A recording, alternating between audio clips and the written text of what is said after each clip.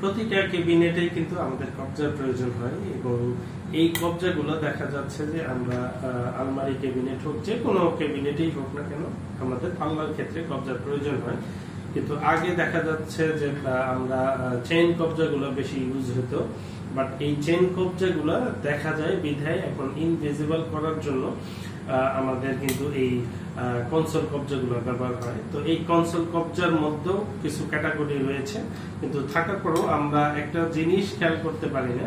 দেখা যায় যে আমরা এসএস এর যে কবজাগুলো এগুলো কিন্তু ভালো কোয়ালিটি, তো এইটা বিভিন্ন কোম্পানির হতে পারে, বাট তারপরেও ভালো কোয়ালিটির কবজার ক্ষেত্রে অবশ্যই আমাদেরকে এসএস এর কবজাগুলো ব্যবহার করতে হবে। এবং এইখানে যে গ্রিডগুলো আছে এগুলা কিন্তু দেখতে হবে যে এটার কনসিস্টেন্সি কতটুকু ভালো। অনেক সময় আছে যে আমরা অনেক ধরনের কবজা পাওয়া যায়, বাট এগুলা কিছুদিন যাওয়ার পরে কিন্তু নষ্ট হয়ে যায়। তাই কোয়ালিটি ফুল কবজা ব্যবহার করাটা খুব বেশি জরুরি।